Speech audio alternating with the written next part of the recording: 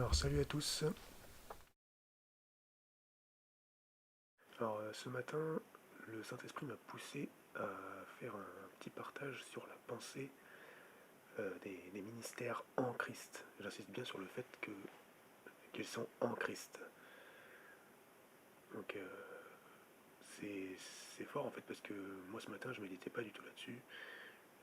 J'étais en train de lire Apocalypse et voilà, le Saint-Esprit m'a dit fais ça parce que bref, il y a encore une fois, il y a aussi beaucoup de bêtises dans la religion qui sont dites par rapport à ça.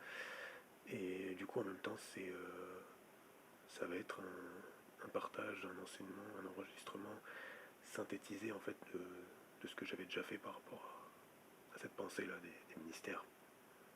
Bien sûr, je vous mettrai dans la description toutes les vidéos que j'ai fait par rapport à ça.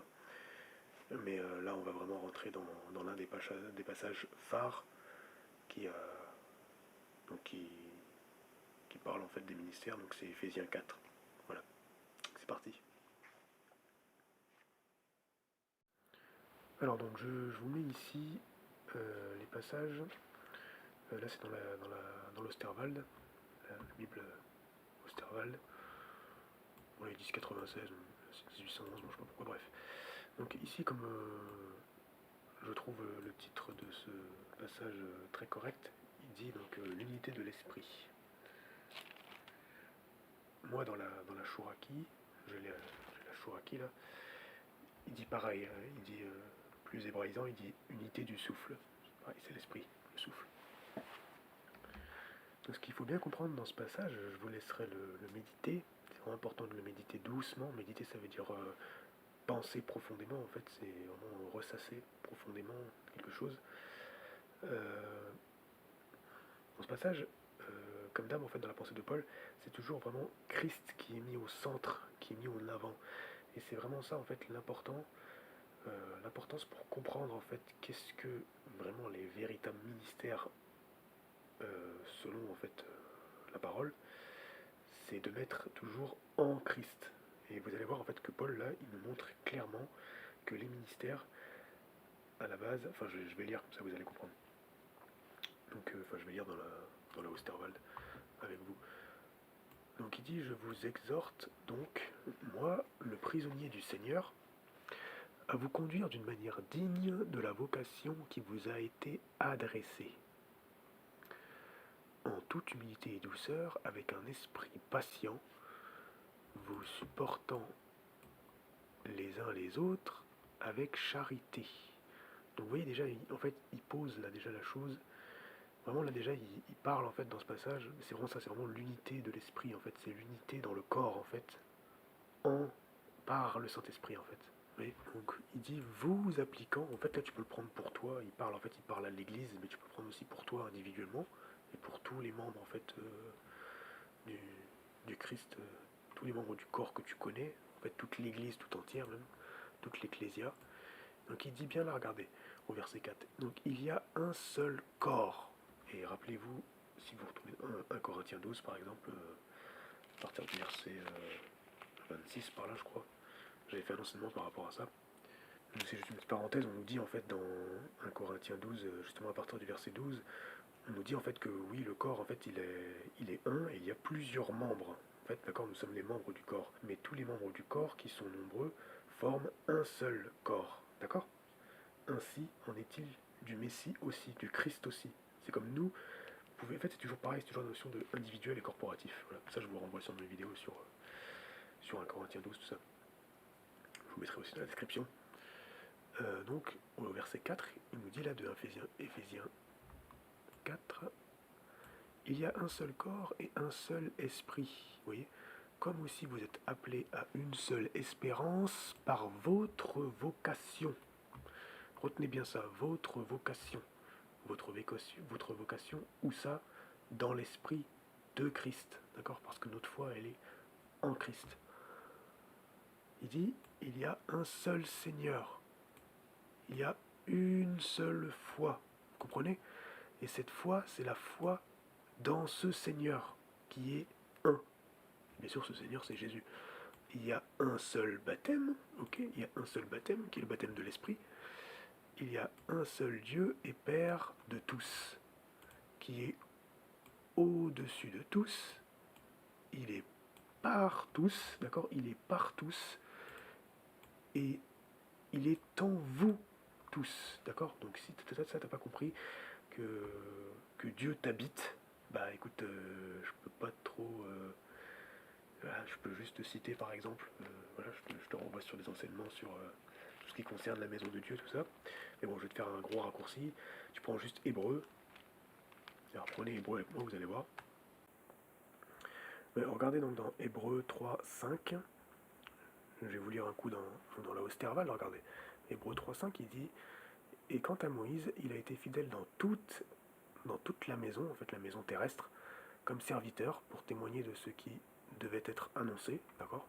Donc il a été serviteur dans le temple, tout ça, les tentes et tout. Mais Christ, donc comme fils, lui, il est établi sur sa maison. Donc Christ, il a une maison aussi. Nous sommes, c'est écrit clairement, nous sommes sa maison, d'accord? Pourvu que nous conservions jusqu'à la ferme confiance et l'espérance dont nous nous glorifions. Je vous lis vite fait dans la Chouraki, au verset 6, là, il dit en fait le Messie, le Christ, est comme un fils sur sa maison, et sa maison, c'est nous, si nous gardons la confiance et la fierté de l'espoir. D'accord? Oui, bien sûr, c'est demeurer en Christ. Demeurer en Christ, c'est garder sa parole, garder sa pensée dans ta tête, dans ton cœur, dans ton être intérieur, dans ton esprit, qui va inonder ton âme. Ok, donc maintenant on revient dans Éphésiens 4.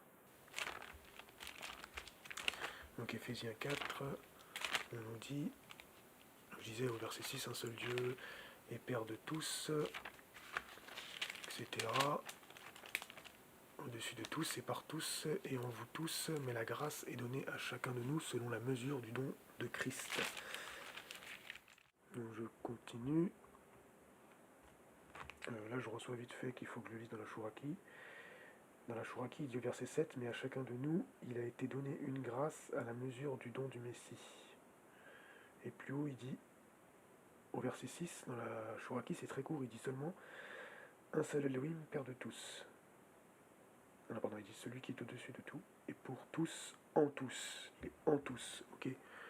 Je répète vraiment ces choses parce que c'est vraiment important que vous compreniez que Dieu vous habite. Vraiment important, d'accord? Et par tous et en vous tous. Okay, j'aime bien la Osterwald. Il faut savoir que la Osterwald, je la prends en fait parce que c'est une des Bibles les plus proches de la Septante. En fait, voilà. Elle est traduite directement de la Septante. Donc ensuite il nous dit, au verset 8, c'est pourquoi étant monté en haut, il a emmené. Donc je vous rappelle, quand on dit en haut là, c'est il est monté dans l'esprit en fait, d'accord? Il a emmené captive une multitude de captifs, d'accord? Donc, et il a distribué des dons aux hommes. Okay, là, quand on parle des dons, ici, je pense que c'est dans le sens de grâce, en fait. Je vous montre vite fait une des seules choses que je trouve bien sur EMC TV, là, enseignement.com. Sinon, tout le reste, je vous conseille vraiment pas d'écouter beaucoup de bêtises religieuses qui sont dites sur cette télévision. Ouais, c'est pas pour critiquer, c'est juste pour dire que beaucoup sont endormis encore. Alors au verset 8, il nous dit, c'est pourquoi il a été donné il a mené des captifs, et il a fait donc des dons. Ici les dons, c'est quoi? C'est Doma. Ok, ça vient du verbe en fait c'est donner en fait. Un don en fait c'est dans le sens de, c'est quelque chose qui est donné en fait. Ça vient du verbe, en fait ça vient de didomie en fait qui est donné. C'est dans le sens de quelque chose que l'on donne en fait, gratuitement. Je vais garder ça de côté parce qu'après il y a un autre don et à mon avis c'est pas le même. Bref, on va retourner dans la Osterwald. Alors, or que signifie donc il est monté si ce n'est qu'auparavant il était descendu dans les parties basses de la terre.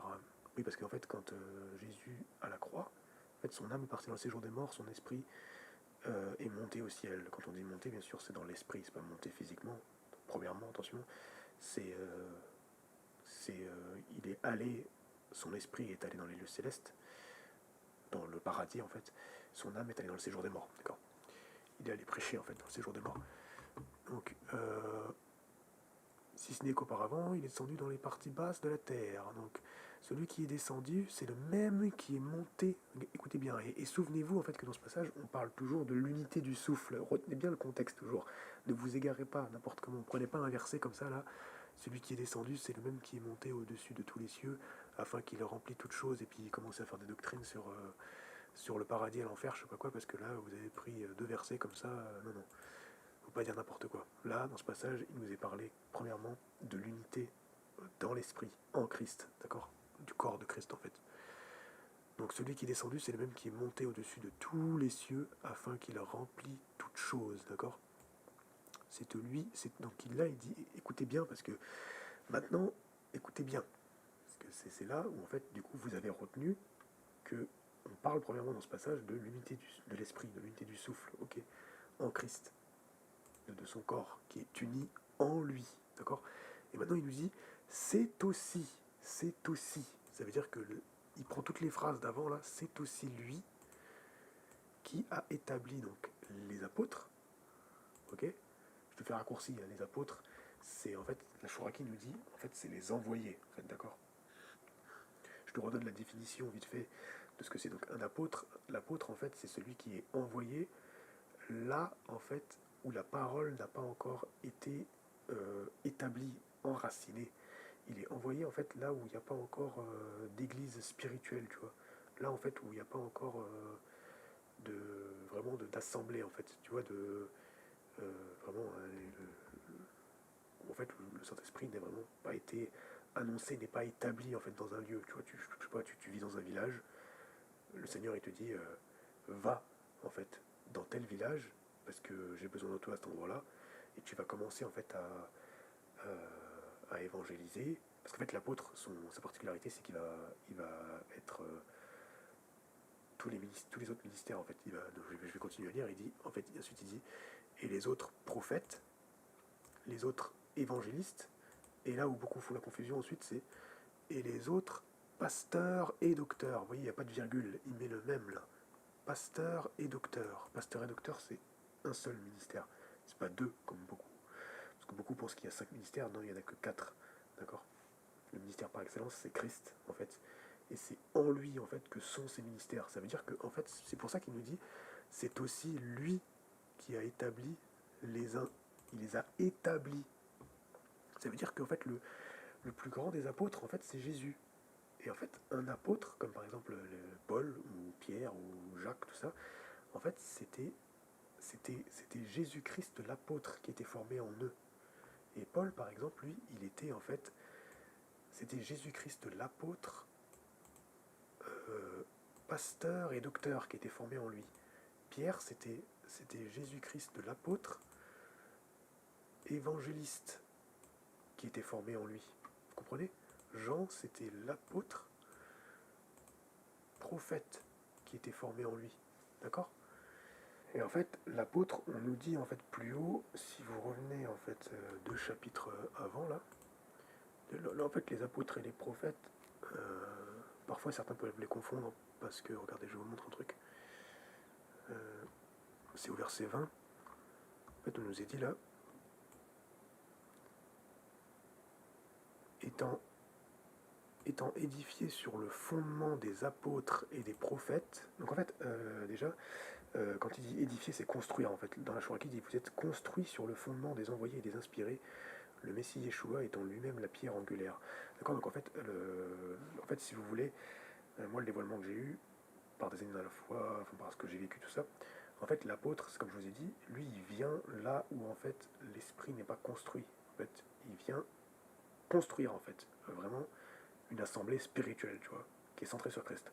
Maintenant, l'apôtre, en fait, lui, il vient. Pardon, ça c'est l'apôtre. En fait, le prophète, il vient l'inspirer. C'est l'inspirer, en fait, le prophète. Il vient quand en fait, ces assemblées-là qui ont été construites sur le fondement de Christ, si ces assemblées-là, en fait, elles se détournent de Christ à un moment donné, en fait, le prophète, lui, il revient. En fait. Et souvent, le prophète, il est beaucoup accompagné de paroles de connaissance, de visions, en fait, il peut être accompagné aussi de miracles, tout ça. Et c'est surtout paroles de connaissance, paroles de sagesse, tout ça. Vraiment les paroles inspirées, en fait, où il va recentrer sur Christ, il va être là pour redresser, en fait, le prophète. Et donc ensuite vous avez l'évangéliste. Et en fait en vérité c'est souvent l'évangéliste qui vient, l'apôtre en fait il vient plutôt sous la forme d'un apôtre évangéliste. Alors on reprend Éphésiens 4. Et en fait, parce que l'évangéliste, c'est lui qui va amener les évangélistes, en fait, c'est eux qui vont amener, enfin c'est Christ l'évangéliste en nous, qui va en fait par beaucoup aussi des dons de puissance, particulièrement les guérisons, tout ça, les chasser les démons et guérir les infirmes. L'évangéliste en fait est très simple. C'est pas que forcément quelqu'un qui va connaître bien les Écritures, contrairement à, vous allez le voir, le pasteur et docteur, mais en revanche, il va, il va être vraiment accompagné en fait d'un ministère. En fait, le ministère aussi, c'est vraiment, quand je vous dis que c'est Christ en fait qui vous revêt en fait de l'apôtre, du prophète, c'est Christ l'apôtre, Christ le prophète, Christ l'évangéliste qui vous revêt, Christ le pasteur et docteur. C'est quand je vous dis qu'il vous revêt, c'est qu'il vous revêt avec toute sa puissance, avec toute une armée d'anges en fait, qui accompagne en fait cette fonction. Et en fait, la fonction de Christ comme étant évangéliste en vous est accompagnée en fait des choses de l'esprit, du spirituel, de la guérison, en fait, de la personne de la guérison, de la facette de Christ qui est la guérison, qui est la délivrance, qui est l'autorité, tu vois. C'est vraiment ça, en fait, l'évangéliste. Voilà. Alors que le prophète, lui, c'est... dans les prophètes, justement, de l'Ancienne Alliance, on parlait d'aigle. En fait, c'est vraiment l'aigle, on le voit dans Jérémie, dans Ésaïe, tout ça, on nous parle d'aigle, en fait. Quand tu vois un aigle, dans l'Apocalypse aussi, en fait, il voit loin dans l'esprit. Le prophète, il va avoir beaucoup plus sensible à la parole de connaissance. Il va être, comment dire, le Seigneur va plus se servir en fait des paroles de connaissance à travers lui. Moi, par exemple, je connais en fait un authentique. Pour moi, c'est quelqu'un qui tend vers le ministère apostolique, mais il est plus, en fait, quand il enseigne, il est à la fois pasteur et docteur, mais il va enseigner plus comme un prophète. En fait, il rentre beaucoup. Le prophète, il va rentrer beaucoup. Il va toucher les cœurs en fait. Quand il va parler, ça va être beaucoup des paroles de connaissance qui vont parler. Alors que je vais vous le montrer en fait. En fait, et ensuite il y a les autres, donc pasteur et docteur. En fait, pasteur, c'est cette traduction, en fait, c'est berger. C'est le berger, en fait, le berger docteur, docteur des Écritures. C'est d'ailleurs celui qui connaît en fait les Écritures. Chouraki nous dit des pasteurs et des enseigneurs. Vous voyez, c'est des enseignants en fait, des enseigneurs. Les enseigneurs, en fait, ils sont là pour vraiment, ils sont là d'une part en fait pour nourrir en fait le berger, il nourrit ses brebis. Et on nourrit comment les brebis de l'Éternel, de Christ? C'est par la parole, par la pensée de Christ qui est tout le temps en fait parlé, renouvelé, tu vois, sans cesse ressassé. C'est vraiment, comme je le disais dans une autre vidéo, c'est vraiment un restaurant céleste sur pattes en fait, le pasteur. Et donc enseigneur, pourquoi il est enseigneur? Via les Écritures. La particularité d'un authentique pasteur et docteur, c'est qu'il va beaucoup parler la parole, il va toujours en fait vous amener à une plus grande connaissance de Christ dans les Écritures. C'est pour ça que c'est un seul et même ministère. Ça ne peut pas être deux ministères parce que pasteur et docteur ne font qu'un. Pourquoi? Parce qu'en fait l'Écriture, la parole en fait ne va pas sans l'Écriture.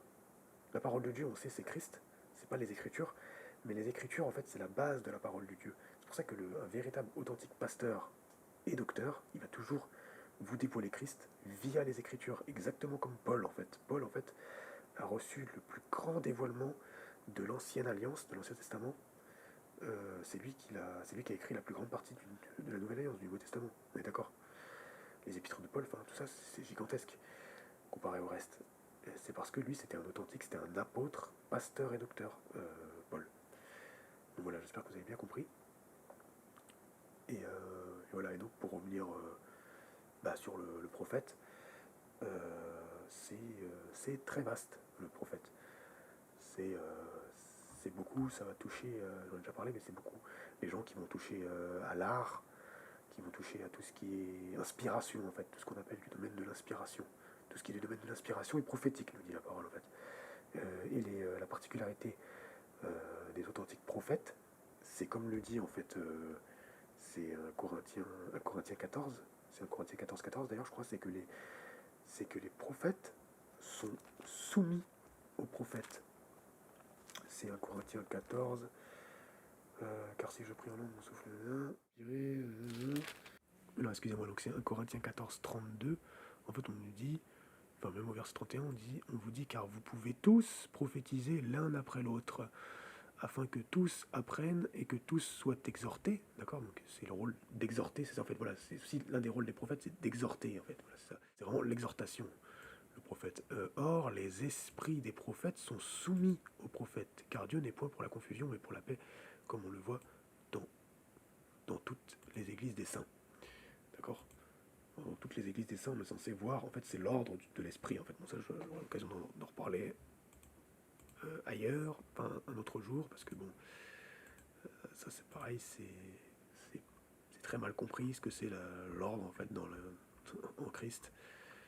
Voilà, parce que moi j'ai vu des notions, j'ai vu des témoignages d'ordre en fait, comment dire, d'ordonnance, d'organisation en fait en Christ, qui selon en fait les hommes, c'est du n'importe quoi en fait. Donc voilà, ça n'a rien à voir avec ce que la religion a voulu nous faire croire.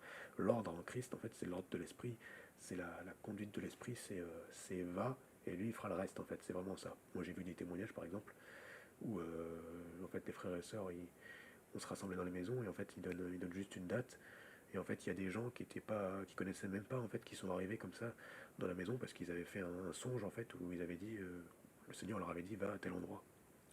Ou des fois, des trucs où il n'y avait pas de place en fait, il y avait pas assez de lits et en fait le Seigneur il pourvoit comme ça en fait sans que les gens sachent forcément, bah, il ramène un lit ou il ramène plusieurs matelas, enfin c'est alors qu'il était censé ne pas y avoir assez de place, enfin, que des trucs comme ça en fait, voilà, c'est des trucs, le Seigneur il pourvoit en fait, c'est trop fort parce que les gens ils viennent pas pour chercher une bénédiction extérieure, des trucs matériels, je sais pas quoi, argent, ils viennent pour Christ en fait. Et du coup, ben, c'est conduit par l'Esprit. Donc le Seigneur pourvoit en fait, tout simplement. Donc, je finis ouais, par rapport. Donc les prophètes, c'est vraiment ça en fait. Le prophète, c'est vraiment c'est l'inspiré quoi. C'est l'inspiré. C'est très très fort. Enfin, je sais pas, aller voir par exemple des Alain Audercet par exemple. Moi je sais que c'est voilà, un authentique prophète. Moi je connais des authentiques prophètes, j'ai déjà expliqué peintre, tout ça. Voilà, musiciens, des poètes, voilà, c'est très très fort quoi. Ma femme pour moi c'est un authentique prophète. Elle sait beaucoup à travers la cuisine, ce genre de choses. Enfin, voilà. C'est très très fort en fait, ça va très loin, c'est que c'est inspiré, c'est qu'en fait un prophète, tout ce qu'il fait, ça va dévoiler Christ en fait. À travers ce qu'il fait, il exhorte. Et il va avoir beaucoup, comme je vous disais, des paroles de connaissance, des paroles de sagesse qui vont solutionner un problème. Et voilà, et après il va avoir beaucoup de visions. Il y en a, ça va être des prophètes, ça va être des visions ouvertes, comme ça, moi des fois ça m'arrive, ils vont s'arrêter, et puis ils vont bugger comme ça en fait, et ils vont avoir une vision, soit c'est dans les pensées, c'est très très fort, ou soit ça peut être carrément devant leurs yeux en fait. Il y a des trucs quand certains à la fois en fait qui passent beaucoup de temps en langue, ça leur arrive en fait où voilà ils ont des visions ouvertes. Moi je connais des frères et sœurs, ils ont déjà eu des visions vraiment ouvertes. Ça veut dire ils ont les yeux ouverts comme ça. Moi ça m'est jamais encore arrivé, mais voilà ça arrive. T'en as c'est beaucoup dans les rêves. Moi je rêve énormément. Il n'y a pas une nuit où je rêve pas, ça n'existe plus, c'est fini. D'accord, c'est pas des nuits où je fais un seul rêve. Des fois je fais des nuits où je fais cinq six rêves et j'ai l'impression que ma nuit des fois et ça m'est déjà arrivé, que ma nuit ça dure une journée entière. Dans ma tête, c'est l'impression que j'ai dormi pendant une journée entière, tu vois. Et c'est que des rêves. Alors des fois, il y a des rêves où c'est des esprits impurs, tout ça, mais ça va très loin. Et en fait, ce qu'il faut bien comprendre, c'est que les rêves, j'en ai déjà parlé, c'est un pont vers le monde spirituel. En fait, comme le disait un frère dans un enseignement que j'écoutais tout à l'heure, c'est que, d'ailleurs, peut-être je vous mettrai la chaîne, ça s'appelle Les Dévoilements. C'est une chaîne bref, d'un truc de partage bon, que j'écoute moi depuis longtemps. Bref, j'en parle dans mon témoignage, tout ça, c'est les frères, tout ça, qui m'ont vraiment remis sur la voie de Christ en nous, tout ça, de Christ au centre des Écritures, qui partagent en fait. Et donc je vous mettrai un lien dans la description. Et en fait, il me disait que en fait, le monde des rêves, le monde de l'esprit, c'est pas comme le monde naturel. D'ailleurs, en fait, ça me fait penser, si vous allez voir en fait la mécanique quantique, la physique quantique pour les nuls, vous allez comprendre ces choses. En fait, dans la physique quantique, on va vous dire en fait qu'une particule, un atome, il peut être à la fois à un endroit et à la fois à un autre. En fait, on va vous dire que moi j'avais vu une émission à une époque, qu'en fait, si vous étiez, on vous amenait maintenant dans la dimension, dans la physique, dans le monde quantique, c'est-à-dire en fait le monde de l'infiniment petit, c'est pareil en fait que le monde de l'esprit. Vous pourriez en fait demander, vous allez, je sais pas moi, dans un bar, un restaurant, demander un verre de jus de menthe, et ben vous auriez aussi bien en fait la, comment dire, il y aurait aussi bien la possibilité en fait que ce verre soit, cette menthe soit bleue, qu'elle soit noire, et vous buvez, c'est bien de la menthe, et en fait 2 minutes après, vous redemandez un verre de menthe, et puis vous buvez, en fait c'est du coca. C'est vraiment ça en fait. Sauf que maintenant, l'identité reste la même. C'est pareil en fait dans l'esprit. Quand vous regardez dans l'Apocalypse, c'est ce qu'il disait le frère. En fait, Jean, au début d'Apocalypse, il voit Jésus, il voit l'agneau de Dieu, tu vois, c'est ça qui est fort. Il voit le Christ en fait, mais il le voit sous une forme d'un homme avec tu vois, d'un homme en fait qui a les cheveux blancs, allez voir Apocalypse chapitre 1, et puis après vous allez voir plus tard Apocalypse chapitre 14, tout ça. En fait, tu vas voir que après, ben, le Christ, il a l'apparence d'un agneau. Après, en fait, il a l'apparence de, voilà, il est assis sur un trône. Tu vois, il a l'apparence il peut avoir l'apparence de, tu vois, le lion de la tribu de Juda. Voilà, il peut avoir l'apparence d'un homme. Tu vois, etc. En fait, c'est la forme en fait change, mais le fond est le même.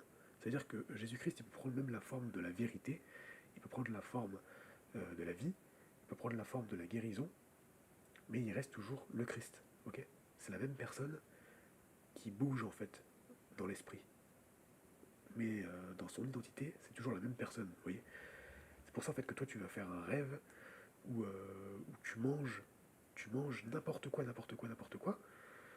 Tu vas bouffer des asticots, tu vas bouffer des vers, des chenilles, des cafards, tout ça. Et 2 jours après, tu vas refaire un autre rêve où en fait tu vas faire que de boire du coca, boire du coca, boire du coca. Et puis un autre jour, tu vas faire un autre rêve où tu vas être entouré de gens complètement nus, où tu vas faire des trucs bizarres avec eux et tout. Un autre jour, tu vas faire un rêve où tu vas essayer d'attraper un rat et de le manger. Et en fait, ce que tu n'as pas compris, c'est qu'en fait, le Seigneur est en train de te dire arrête de communier avec n'importe quoi. Arrête de parler avec des esprits impurs. Et va parler, en fait, au Christ qui est en toi. C'est ça, en fait, qu'il est en train de te dire. Il est en train de dire arrête de communier avec n'importe quoi. Parce que dans l'esprit, en fait, dans la parole, manger, c'est parler, en fait. Et parler, c'est communier. D'accord? En fait, manger, c'est communier, dans le sens où c'est parler. Ce qui était dans l'ancienne alliance, quand on nous disait, en fait, de ne pas manger n'importe quoi, parce que ce qui mangeait, en fait, c'était ce qui produisait les choses en toi. Jésus vient te dire que aujourd'hui, en fait, ce n'est pas ce qui entre dans la bouche de l'homme qui le souille, parce que ça va dans les toilettes, mais c'est ce qui sort de sa bouche. Pourquoi? Parce que ça vient du cœur. Et comme quelque chose peut souiller ton cœur par ta bouche, quelque chose aussi peut le bénir, en fait. Peut faire porter des fruits de Christ, en fait. C'est pour ça, parle la parole, c'est important. Et en fait, le prophète, c'est ça sa particularité, c'est qu'il va beaucoup parler aussi la parole, exhorter, sous forme d'exhortation. Il ne va pas forcément prendre les écritures, mais souvent il va prendre les écritures un temps, et souvent il va prendre des anecdotes de ce qu'il vit, en fait, ou il va prendre des songes, voilà, où il va avoir beaucoup de paroles de connaissance, beaucoup de paroles de sagesse, tu vois. Voilà. Ensuite, donc, je reviens donc sur l'évangéliste. Pour moi, authentique évangéliste que vous pouvez aller voir, je vous mettrai peut-être des liens dans la description aussi, c'est Curry Blake, d'accord? Apôtre, véritable apôtre évangéliste, Curry Blake. Il a vécu énormément de toutes sortes de miracles, d'accord? En mode un petit peu comme Pierre, tout ça. Toutes sortes de miracles, il a marché sur l'eau, il s'est téléporté, il a vu toutes sortes de miracles, trucs de malade, il a vu. Après, il a aussi cette particularité aussi d'enseignant, pasteur, Curry Blake, mais lui il agit plus comme de manière, il explique les choses de manière très très simple, vraiment comme un évangéliste. Moi, j'en ai déjà parlé après, il est un petit peu aussi, bien sûr, enfin, comme je vous dis, l'apôtre il passe un peu par tous les ministères, donc il est un petit peu aussi prophète, mais moins, il est plus, les apôtres en fait ont toujours plus une affinité avec un autre ministère, d'accord. Voilà, donc ça c'est vraiment l'évangéliste, hein, c'est beaucoup la guérison, des trucs de puissance aussi, il va y avoir des apparitions d'anges, ce genre de trucs là, ça va être vraiment des trucs où la réalité spirituelle va fusionner avec la réalité naturelle en fait. Ça va être vraiment des trucs de ouf quoi, des miracles, des miracles qui vont se voir, qui vont être vus par beaucoup de personnes, des relèvements des morts en masse. Allez voir David Hogan aussi par exemple, authentique évangéliste, moi je pense, des trucs de malade quoi. C'est aussi un apôtre, hein, David Hogan. Voilà. Et ensuite, donc, comme je le disais, donc les pasteurs et docteurs, donc voilà, c'est celui qui prend vraiment les Écritures, qui va avoir un profond dévoilement des Écritures, aussi bien, voilà, vraiment enfin, de toute façon, le dévoilement, il est dans l'Ancien, je vous rappelle, c'est 1 Corinthiens 3,14 qui nous dit en fait qu'il y a un voile qui est sur l'Ancienne Alliance, sur l'Ancien Testament, qui est sur en fait Moïse, sur la Torah de Moïse, et qu'en fait ce voile n'est ôté que lorsque les cœurs se convertissent à Christ. Ça c'est Paul en fait qui l'a reçu, d'accord. Et en fait la particularité donc du pasteur et docteur, c'est que souvent il va prendre l'ancienne alliance et ensuite revenir dans la nouvelle alliance pour dévoiler l'ancienne, et c'est toujours en fait Christ qui va être dévoilé. Il va toujours annoncer Christ via les Écritures. Voilà. Donc je voudrais juste finir comme ce passage là, puis on va finir là-dessus. Ce qui nous dit en fait que ces ministères là en fait ils sont pour le perfectionnement des saints. Vous voyez, c'est vraiment pour le perfectionnement des saints. Ok. Donc les saints c'est qui? C'est nous. Pour l'œuvre du ministère, d'accord. Il dit pour l'œuvre du ministère, pour l'édification du corps de Christ. Parce qu'en fait, comme je vous dis, le ministère par excellence, c'est Christ. Pour l'édification du corps de Christ, d'accord. Donc c'est Christ qui établit en fait ces choses, apôtres, prophètes, évangélistes, pasteurs et docteurs, pour en fait la construction de son épouse qui est l'Église, tout simplement. Jusqu'à ce que nous soyons tous parvenus à l'unité de la foi et de la connaissance du Fils de Dieu, à l'état d'homme fait à la mesure de la stature parfaite de Christ. D'accord. Dans la Chouraki, il nous est dit en fait, en vue, au verset 12 là, en vue de l'organisation des consacrés, donc de ceux qui ont la foi, pour une œuvre de service, la construction du corps du Messie, du Christ. Ok. Donc c'est vraiment... ce que je voulais dire, c'est que la stature parfaite de Christ, en fait, c'est vraiment l'unité du souffle, en fait. C'est vraiment moins de toi, plus de lui, moins de moi, plus de lui, en tous, en nous. C'est vraiment, en fait, la révélation de, du corps, en fait. Vraiment la révélation du corps. Tu ne peux pas atteindre la stature parfaite de Christ si tu ne t'es pas abandonné à toi-même, si tu n'as pas, en fait, compris, si tu n'as pas eu la révélation que tu ne vis plus pour toi, mais tu vis probablement pour l'épouse de Christ, qui est aussi une mère pour toi. Voilà. Donc, pour que nous ne soyons plus des petits enfants, flottant et emportés çà et là à tout vent de doctrine par la tromperie des hommes et par leur adresse à séduire artificieusement. Oui, parce que ce que je veux dire aussi, c'est maintenant. Tu peux, c'est pas après ta mort que tu vas avoir la stature parfaite de Christ. Tu peux vivre la stature parfaite de Christ aujourd'hui, dans ta vie terrestre. D'accord. C'est clair et net. Et il dit, d'accord. Parce qu'il y en a qui inventent des artifices, tu vois, pour que nous ne soyons plus des petits enfants. Nous ne sommes plus des petits enfants. Pour que nous soyons plus des petits enfants. Donc pourquoi? Qu'est-ce qui fait que nous ne sommes plus des petits enfants? C'est que jusqu'à ce que nous soyons tous parvenus à l'unité de la foi, d'accord, à l'unité de la foi et de la connaissance du Fils. Je répète, hein, parce que c'est vraiment important. Tu sais, c'est vraiment important de décortiquer comme ça, parce qu'en général, le verset du haut, en fait, c'est la réponse au verset du bas, tu vois, et inversement. Il se complète, en fait. La connaissance du Fils de Dieu à l'état d'homme fait. Donc c'est la connaissance du Fils de Dieu qui t'amène à l'état d'homme fait, de femme faite, accomplie, tu vois, à la mesure de la stature parfaite de Christ. Donc la mesure de la stature parfaite de Christ, c'est quand, en fait, tu as atteint un certain mindset, en fait, à Christ, une certaine connaissance en fait, vraiment une grosse, tu vois. Tu es vraiment établi, tu es vraiment enraciné dans la connaissance de Christ en fait. Ça, la stature parfaite de Christ, et tu ne peux plus faire demi-tour. Tu es dans un parfait demi-tour en Christ, tu vois, tu es dans un parfait chemin. Tu vois, tu vas tout le temps, tu veux toujours plus de Christ, plus de lui en toi, tu vois.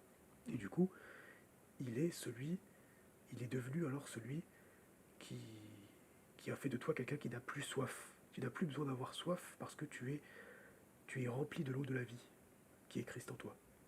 Donc je répète, pour que nous ne soyons plus des petits enfants, flottants et emportant ça et là, à tout vent de doctrine par la tromperie des hommes et par leur adresse à séduire artificieusement, mais que, professant la vérité dans la charité, donc dans l'amour inconditionnel, nous croissions en toutes choses dans celui qui est le chef. C'est qui ce chef? Donc c'est le Christ. Donc c'est encore une fois le but, c'est de croître en toutes choses en Christ. D'accord? Donc tu peux croître dans ton métier en Christ. Tu peux croître dans ton art en Christ. Tu peux croître dans ta famille en Christ. Tu peux croître dans tes passions en Christ. Ok? Depuis qui tout le corps, l'Église, l'Ecclésia, bien coordonné et étroitement uni par le concours de toutes les jointures, qui sommes en fait, que nous sommes, tire son accroissement selon la force assignée à chaque membre. Enfin, les jointures, c'est les jointures de l'esprit en fait. Hein. Et à chaque membre, en fait, ce sont nous les membres. Afin qu'il soit édifié lui-même dans la charité. Je sais pas, et faites peut-être des cours d'anatomie, tout ça, parce que vous comprendrez en fait si vous, j'en ai déjà parlé, mais si vous transposez en fait ces choses au corps biologique, vous allez comprendre beaucoup de choses en fait. Si vous faites le parallèle en fait entre l'Église, en fait entre le corps de Christ et un corps, le corps humain, c'est très très fort là quand vous prenez ce passage là, de qui tout le corps bien coordonné et étroitement uni par le concours de toutes les jointures tire son accroissement selon la force assignée à chaque membre, afin qu'il soit construit en fait lui-même dans la charité. D'accord? Donc la finalité, c'est que nous sommes construits en Christ, dans un amour, dans une charité complètement inconditionnelle en fait. Ta nature, ça devient l'amour en fait. Voilà. Donc voilà, j'espère que c'est très clair, hein, voilà, que ces notions sont très claires. Donc je rappelle, donc, là je conclus. Voilà, donc les ministères en Christ, bah, ils sont en Christ. En fait, c'est voilà, un authentique apôtre, c'est Jésus-Christ l'apôtre qui est pleinement formé en lui. Un authentique pasteur et docteur, c'est Jésus-Christ le bon berger qui est formé en lui. Un authentique prophète, c'est Jésus-Christ le parfait inspiré, le parfait prophète qui est formé en lui.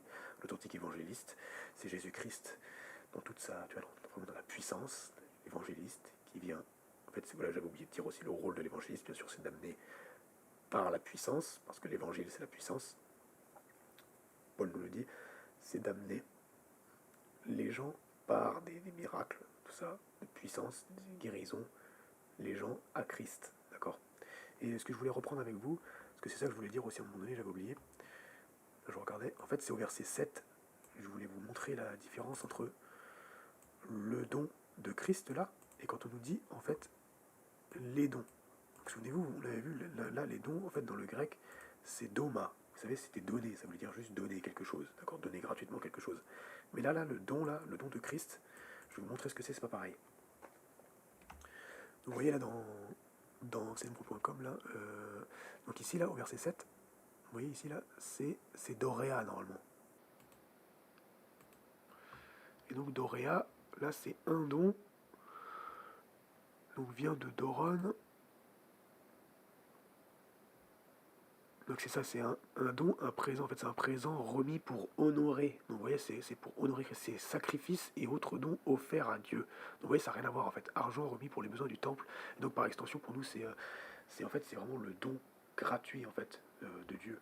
Et les passages qu'ils ont mis là, peut-être que. Oui, ce serait intéressant enfin, ensuite que vous lisiez les passages là correspondants parce que du coup, ça change tout. Parce qu'il y en a beaucoup qui pensent que les dons, souvent que quand on vous dit là le don, en fait c'est vraiment le don de Christ. C'est comme dans 1 Corinthiens 12 en fait. voyez, c'est toujours lié en fait au spirituel et à Christ en fait. Donc en fait, le don là, tout ce qu'il nous a donné en fait là, les, les doréas là, tu vois, le apôtre, prophète, évangéliste, pasteur, docteur, en fait c'est vraiment en fait pour la gloire en fait. C'est vraiment pour la gloire du, du divin en fait. C'est vraiment pour la gloire de Christ, pour la gloire du Père, d'accord. Premièrement c'est pour ça en fait. C'est toujours la notion que Christ soit glorifié. Voilà. J'espère que c'est très clair. Allez, merci de m'avoir écouté et à plus.